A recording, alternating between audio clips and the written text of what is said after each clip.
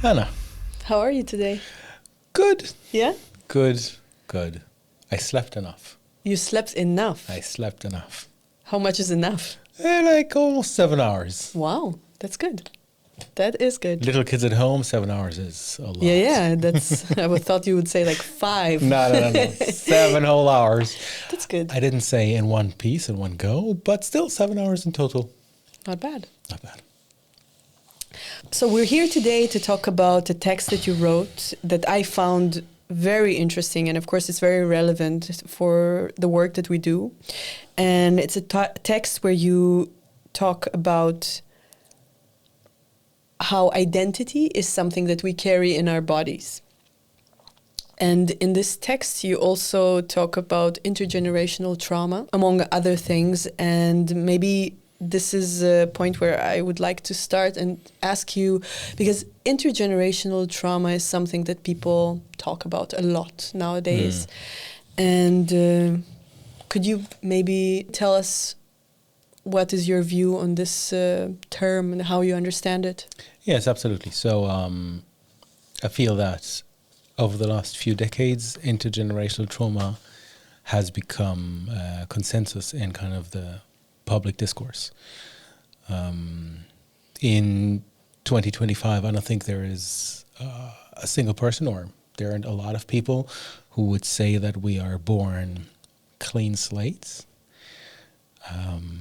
Nobody would claim that the traumas that happened to my grandfather have absolutely nothing to do with the way I live life, the way I experience life, with my own behavior, etc. And then there's the question about nature versus nurture.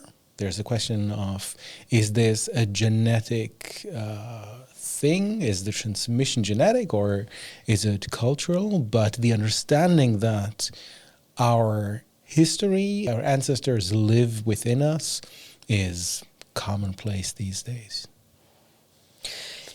You write about identity politics also as something that brought this idea into awareness, into the conversation. Yeah. And I wonder if or how is it different for Jews? Yeah, definitely identity politics, as you mentioned, pushed this understanding of intergenerational trauma or intergenerational connection to the forefront of the public discourse. But I feel that us Jews, we didn't really need, fancy terms to understand that to get over Auschwitz will take longer than one lifespan.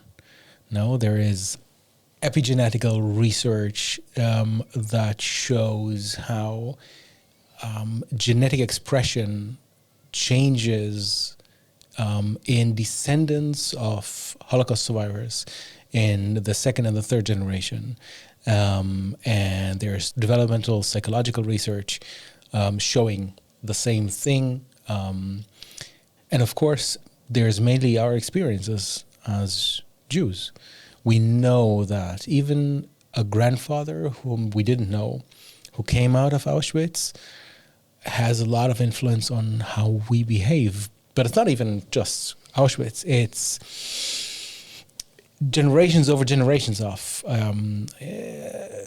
oppression and violence and so on. We are very much aware of how that influences us directly. And when I say it influences us, it does influence us on a rational or cognitive level, but in many cases it's much more bodily.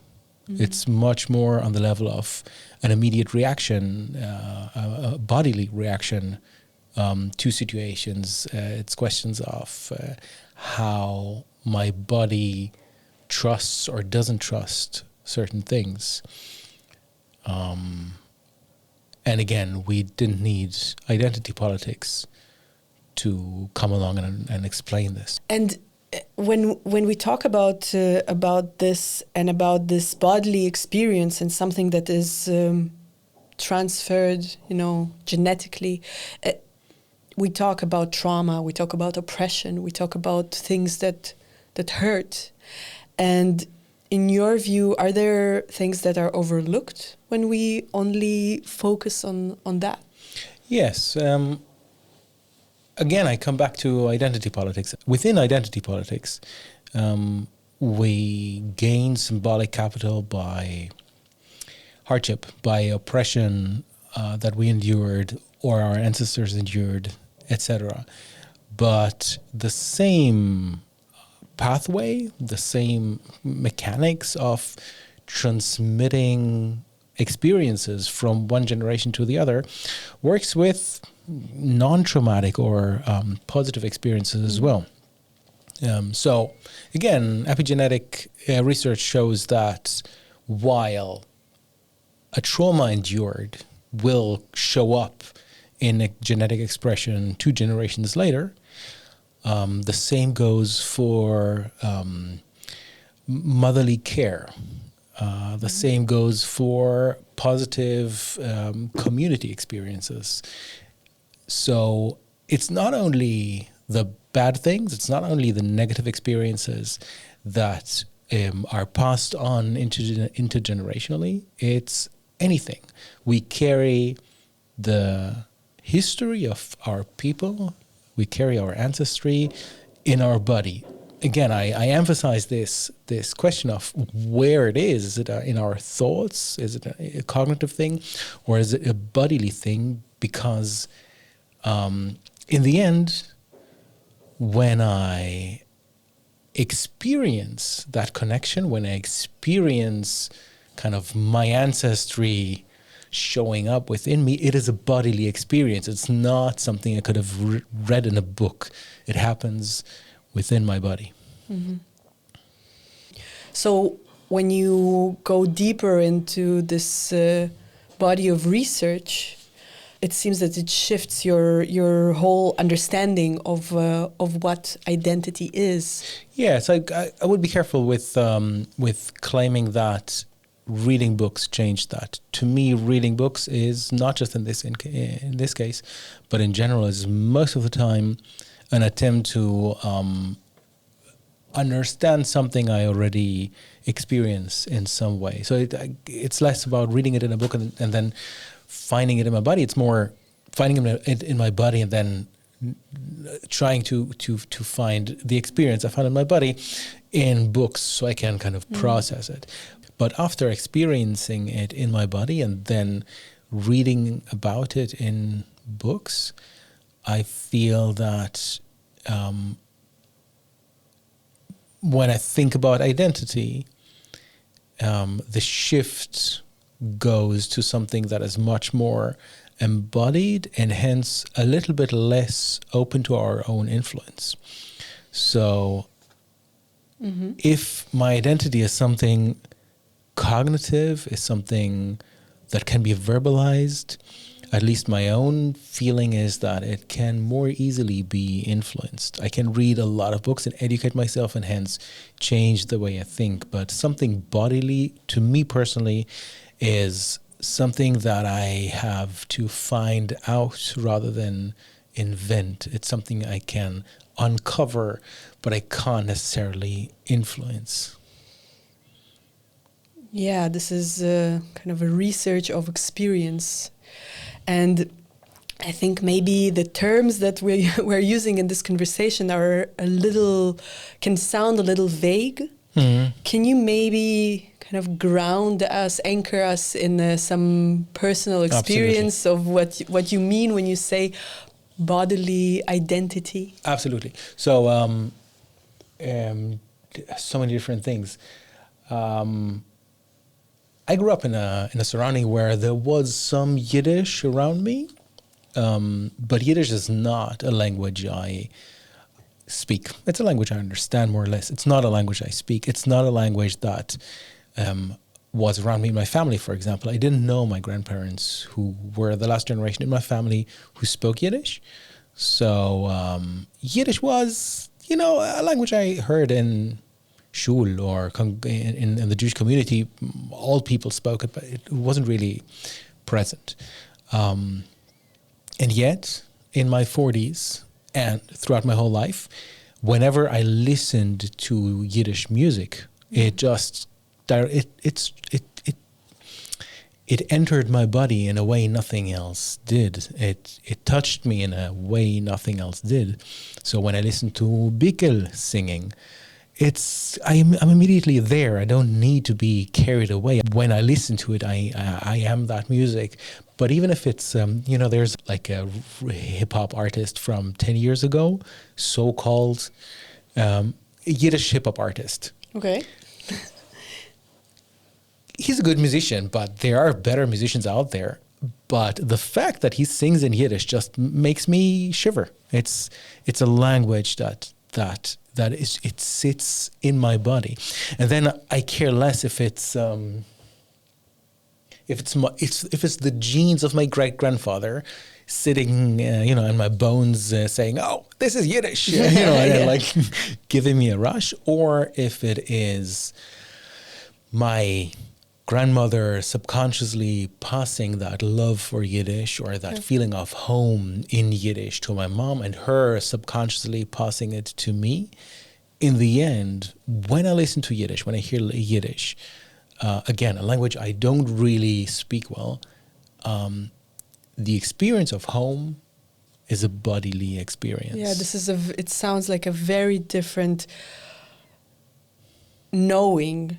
It's something that you just know. It's just yes. There. It's something that bypasses your intellectual being completely. I think that's a really important point that you just made. It bypasses the intellectual. It is something that it goes around my head and enters my body directly. Exactly. And the same goes for prayers. Mm-hmm. I have the misfortune of speaking Hebrew as a native language. I read prayers, which I do every day, and I think, no, I don't believe in that. But at the same time, my body says, "Oh yes, this is home. I want that. I'll do that again tomorrow morning." And Tallis and Tfillin. Yeah, I have them on my body. I feel at home. It's scratchy and it's uncomfortable. And it's like dead animal skin on my own skin. I don't. It's not, but I love it. Yeah. This is, to me, the feeling of home. Yeah.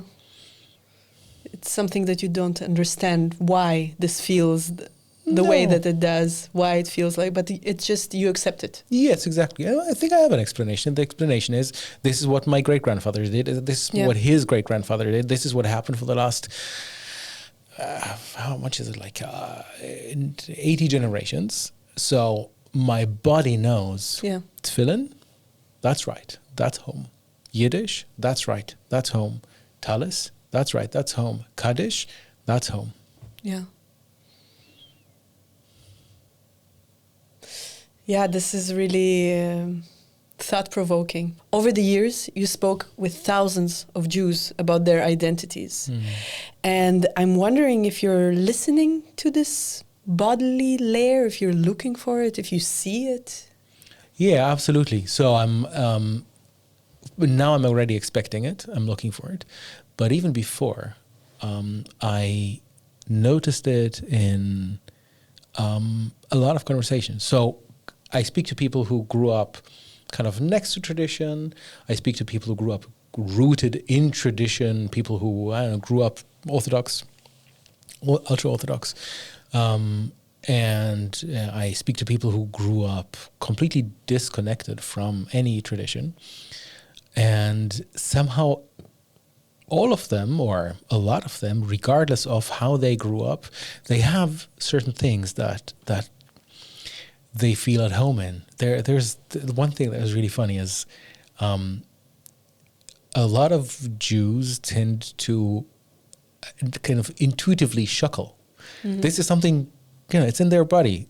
Not necessarily when they pray, but when they listen to music that they really connect to, or they are somehow in a good flow. Shuckling is something that just happens to them. But then as well, liturgical texts. Kaddish. I mentioned Kaddish before.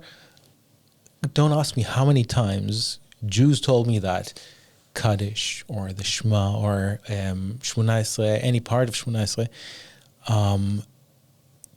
just echo within them, even if they never prayed it actively. Mm-hmm. It's just something that kind of flows in their bloodstream, whatever.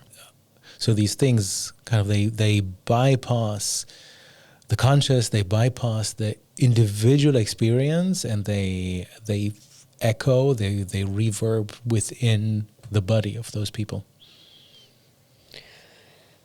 Yeah, I connect to that very much. It sounds that you really put in some time in understanding this experience. And I'm wondering if you had maybe the help of some philosophies, or did you come up with everything on your own? First of all, yes. Everything was my own idea.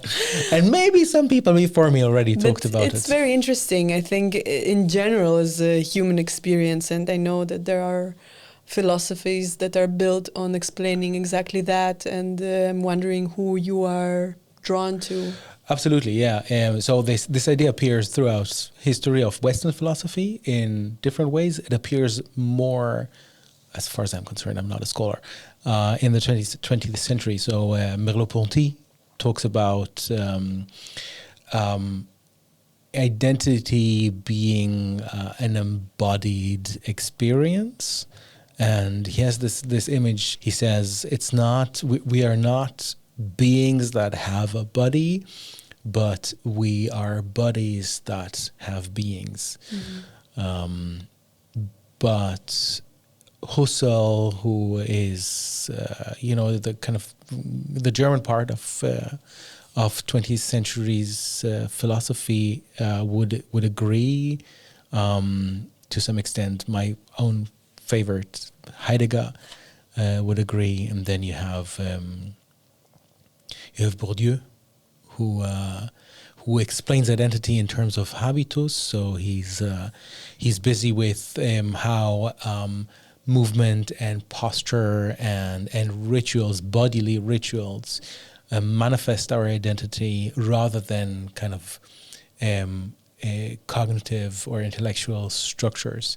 So yes, a lot of 20th century continental philosophy is busy with similar ideas. Yeah. And these understandings, this approach that you have towards identity, I think it's very interesting to connect it to the work that you do, and how this approach, this understanding always leads you to the work with tattoos, to the work with body as your canvas, basically. Absolutely. So, of course, these ideas are valid or important regardless of what we do at Hebrew Tattoos, but as well, they are deeply connected to how I understand what I do. And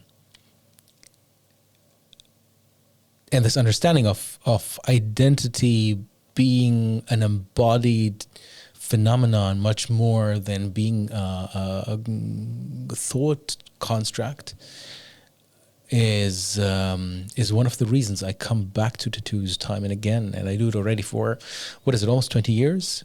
Working with a piece of paper is significantly easier than working with a shoulder, and a canvas is much more forgiving than any client I've ever worked with. A canvas doesn't complain. But my art is almost exclusively about identity, about questions about who am I, questions about lost identity or uncomfortable sitting within my identity, or maybe our identity. And because it is about identity, it has place on a museum wall, it has place on a gallery wall, but somehow it is more at home, it is more in its place when it's tattooed on a body, when it's tattooed on where actually this identity happens, where the alienation from the piece, from the work, when I take a step back, is counterbalanced by the immediate intimacy with that other body on which the art kind of finds its new home. It also, in a way, comes from certain bodies. I mean, you use the identities of your canvases as inspiration also for your art. Absolutely, yes. I feel that next to our individual identities, us as Jews, we have a collective identity, and being inspired by instances of that identity time and again, and for 2 decades already, is a big part of how I work and why I work. I think this is a great point to end this conversation about this text, and it really brings everything together also to the work that you do. Do you want to maybe offer us a little recommendation of something that, a book or a film or a cartoon? Book.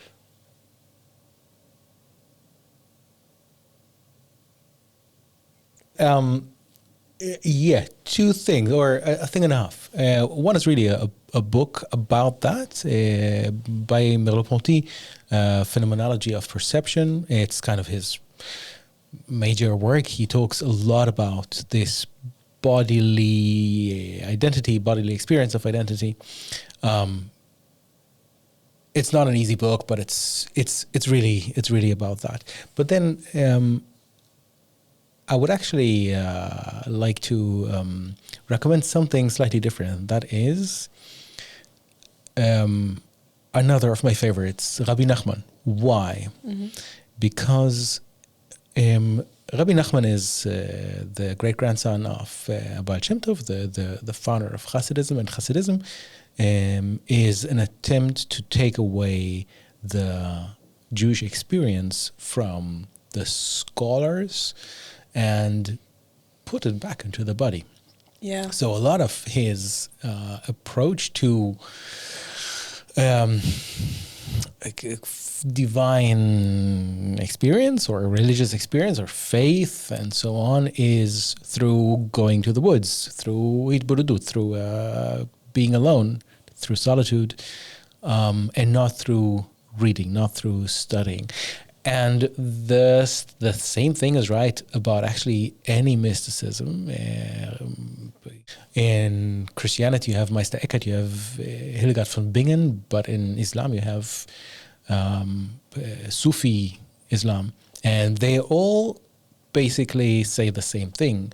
They say, connect to your body, and understanding and knowledge and self will flow and will reach you through that experience, through the bodily experience. So thank you for your recommendations, and we have something to read for until next time. Until next time. And yeah, that was great. That was very interesting. Thank you. Thank you, Anna.